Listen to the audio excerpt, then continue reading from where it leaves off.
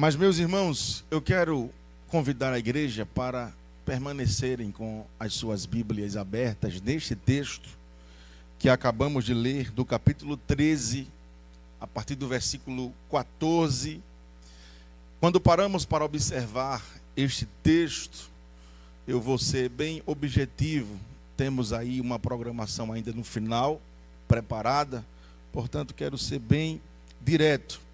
E este texto que acabamos de ler nos apresenta um momento crucial na história de Abraão, pai da fé, o homem que Deus escolheu para colocar em execução o seu propósito salvífico, o seu plano da salvação, e através de Abraão levantar uma nação eleita, uma nação sacerdotal, uma nação que fosse um referencial às demais nações que ali estavam naquela região.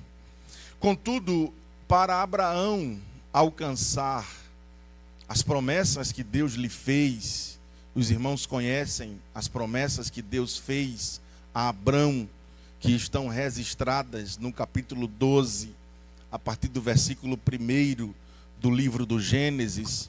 Para Abraão se apropriar, tomar posse e receber de Deus o cumprimento destas promessas, nós vamos perceber ao longo da narrativa bíblica, falando acerca da sua história, que Abraão ele enfrentou alguns desafios para que ele pudesse tomar posse. Ele enfrentou alguns desafios estes que poderiam ser empecilhos para a concretização do plano de Deus na vida dele.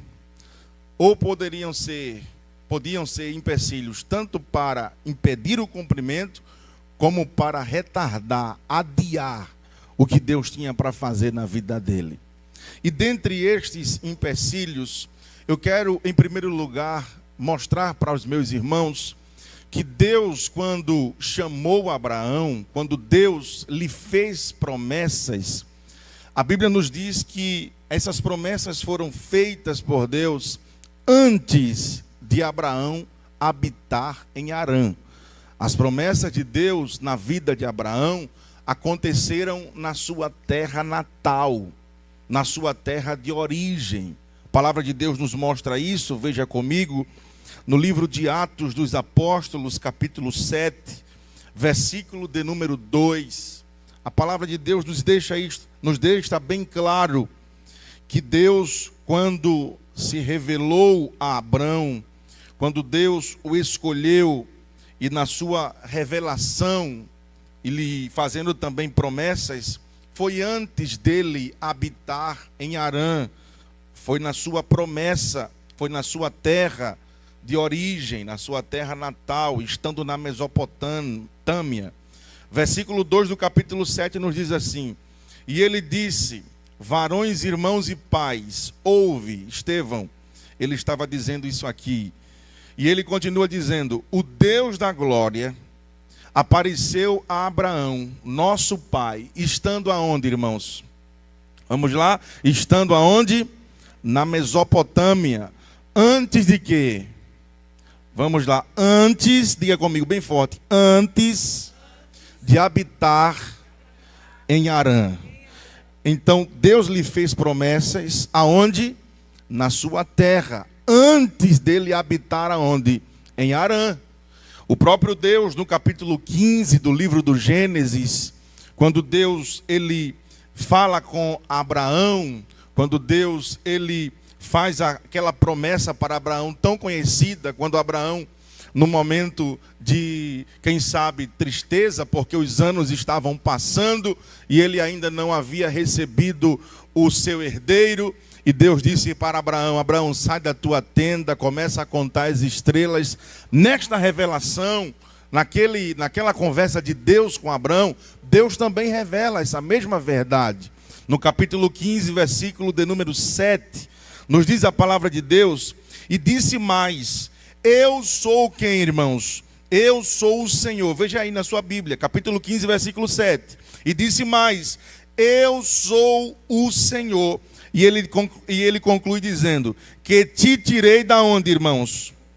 Bem forte, que te tirei de Ur dos Caldeus, para dar-te a ti o que, irmãos?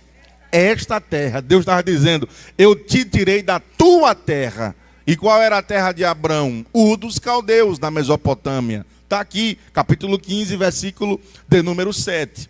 Então, esta revelação e as promessas que Deus lhe fez foi antes de Abraão habitar aonde, irmãos? Em Harã. Por quê? Porque no capítulo 11 do livro do Gênesis, se você observar comigo, abra comigo a sua Bíblia no capítulo 11, versículo 31, a Bíblia nos diz, e tomou Terá, quem era Terá? Pai de Abrão. E tomou Terá a Abrão, seu filho, e a Ló, filho de Harã, filho de seu filho, e a Sarai, sua nora, mulher de seu filho Abrão. E saiu com eles de Ur dos Caldeus para ir para onde, irmãos? Para a terra de Canaã. Porém, o que aconteceu? E vieram até Harã e habitaram ali. Então o texto nos diz que eles saíram da terra de Ur dos Caldeus, e o texto nos diz que saíram aqui 4 pessoas. Quem foram essas 4 pessoas que saíram de Ur dos Caldeus? Terá, pai de Abraão, Abraão, o seu sobrinho Ló e a sua esposa Sarai. Quantas pessoas? Quantas pessoas? 4 pessoas. Segundo o texto do capítulo 11, versículo 31 do Gênesis, 4 pessoas saíram de Ur dos Caldeus em direção aonde? Canaã. Foram em direção a Canaã, segundo o registro. É bem verdade que quando Moisés escreve este texto, Moisés já sabia. Mas quando eles saíram da sua terra natal, eles saíram pela fé. Eles não sabiam o destino. E eles saíram. Só que o texto nos diz que eles pararam em Harã e ali habitaram, permaneceram ali. E a Bíblia nos mostra, meus irmãos, que naquela terra, e aqui eu gostaria de vos falar em primeiro lugar, ou o primeiro empecilho que pode atrapalhar a promessa de Deus na nossa vida, que pode adiar o que Deus tem para fazer na nossa vida. E eu quero mostrar aqui em primeiro lugar que a prosperidade material pode ser um empecilho. A prosperidade material não é pecado, até porque é bom. E é bom a gente prosperar materialmente, financeiramente, mas ela pode ser um empecilho, ela pode ser um atrapalho, quando ela toma o lugar da prioridade a Deus em nosso coração.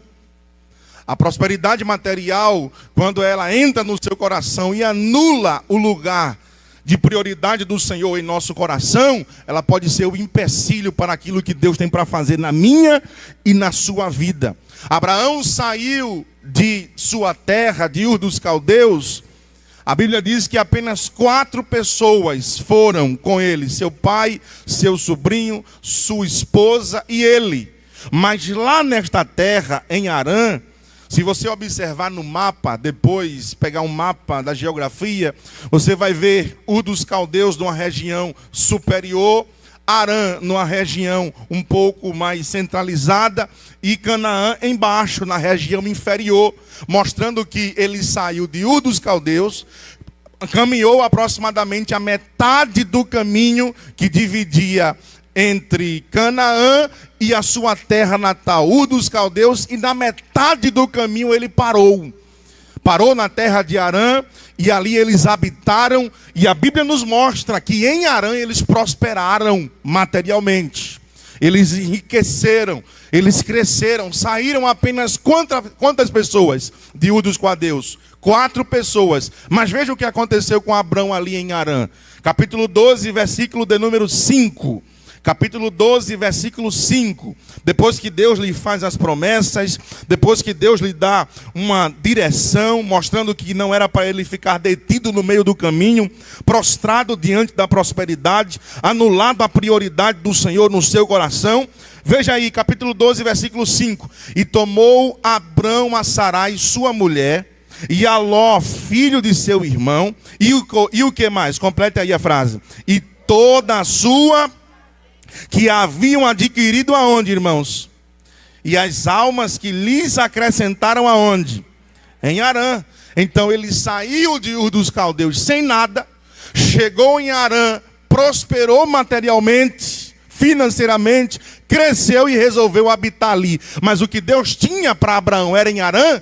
Não. O que Deus tinha para Abraão era na terra que ele haveria de lhe mostrar. Só que Abraão caminhou metade do caminho, parou em Harã, prosperou e disse: não tem problema não, aqui está bom. Aqui está confortável. E Deus dizendo: eu não te chamei para ficar nesta terra parado no meio do caminho. Eu não te chamei para ficar detido apenas com os olhos nas coisas materiais, porque o que eu tenho para fazer na tua vida é muito maior. O que eu tenho para fazer na tua vida é algo tão grande, Abraão. Tu não tem nem ideia daquilo que eu tenho para realizar na tua história. A terra que eu te chamei não é uma terra que gera apenas prosperidade material, mas a terra que eu te chamei é uma terra de propósitos espirituais. Deus não te chamou para estar detido, parado, prostrada no meio do caminho, envolvido apenas com as coisas materiais. Isso é muito bom, é importante, faz parte da vida, mas não pode anular do teu coração aquilo que Deus tem para fazer na tua história. Não pode roubar a centralidade, a prioridade do nosso Deus em nosso coração. Deus está te dizendo: segue em direção à minha palavra, segue em direção às minhas promessas, ouve aquilo que eu já te disse acerca do que eu vou fazer na tua história, porque eu te chamei para uma terra de propósitos. Só quem crê nessa palavra, levante a sua mão lá em cima nesta tarde, porque Deus está te dizendo: eu te chamei para uma terra de propósitos, eu te chamei para uma terra que eu tenho tantas coisas para fazer através de ti lá. Não fica parado ou parada no meio do caminho. Glória a Deus.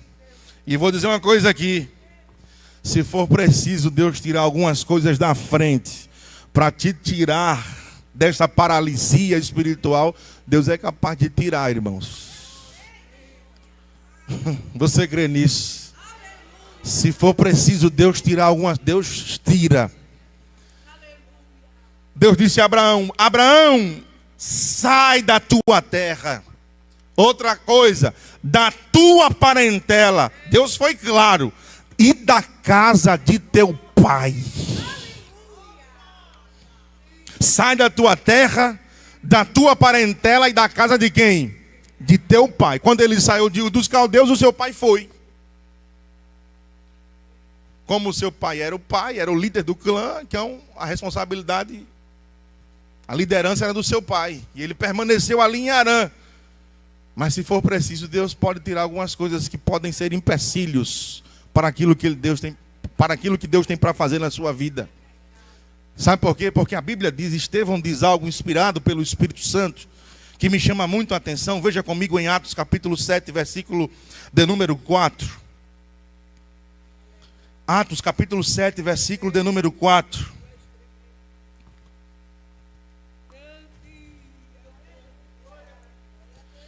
Atos capítulo 7, versículo 4. Harã estava confortável. Harã estava muito promovendo um conforto, um comodismo. O materialismo arrancou a convicção, em primeiro lugar, do coração de Abraão. Mas veja o que aconteceu, capítulo 7, versículo 4. Então saiu da terra dos caldeus e habitou aonde, irmãos? Deus chamou Abraão para estar parado em Harã? Deus chamou Abraão para estar detido em Harã? Deus disse a ele: vai para uma terra que eu vou te mostrar, segundo o escritor aos Hebreus. Mas ele parou aonde? No meio do caminho. Mas veja o que aconteceu. E dali, depois que o seu pai fez o que, irmãos? Deus o trouxe. Veja o que o texto diz. Depois que o seu pai faleceu, Deus o trouxe. Era como se fosse um resgate de Deus. Você parou no meio do caminho, tem algumas coisas que estão impedindo você avançar, mas eu vou tirar algumas coisas, eu vou te trazer de volta para o meu propósito. Diga assim: se preciso for, Deus vai te trazer de volta para o centro da vontade dele.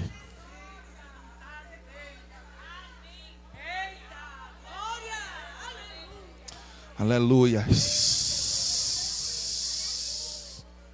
Aleluias.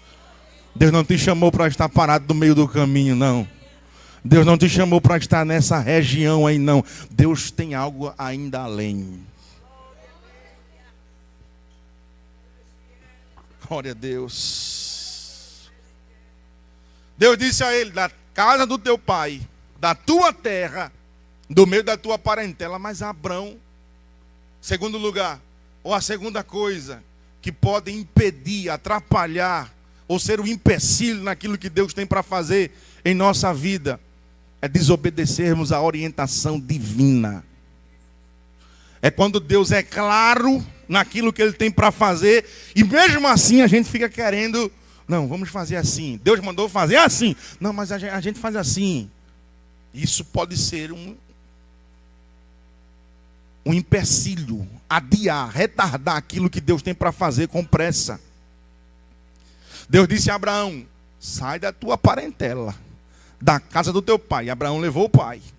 Deus o trouxe depois que o seu pai faleceu. Deus tirou o empecilho do caminho. Mas o que aconteceu? Ele ainda levou o seu sobrinho Ló. Por quê? Porque Flávio Josefo diz que Abraão se afeiçoou a Ló de tal forma que ele não o via mais como seu sobrinho, ele via como seu filho. E alguns chegam a defender a possibilidade de que Abraão já pensava em passar toda a sua herança para Ló, colocando ele como o herdeiro da sua promessa. Mas Deus disse para ele: não, é da tua semente. Aí sabe o que aconteceu? No capítulo 13, a Bíblia diz no capítulo 13 de Gênesis, veja comigo.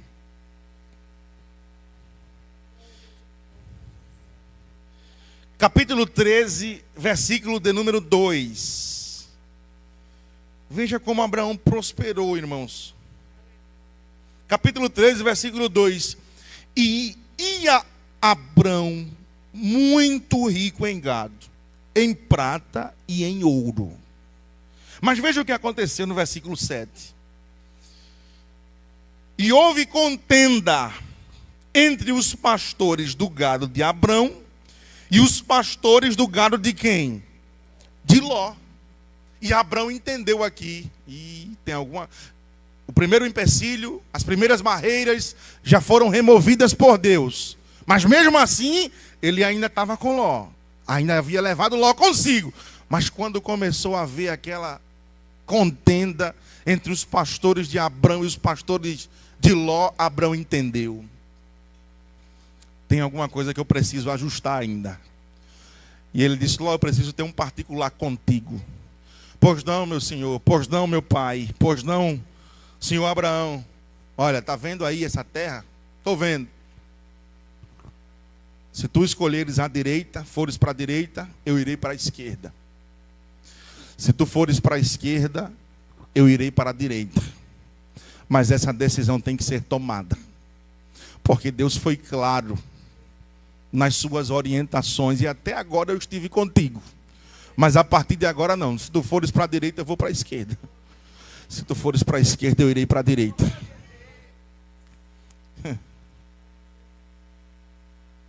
A Bíblia diz, irmãos, se você observar o capítulo 12, o relato do capítulo 13, depois que Deus deu esta orientação a Abrão, e Abrão continuou levando consigo o seu sobrinho Ló, se você observar, Deus não fala mais com Abrão.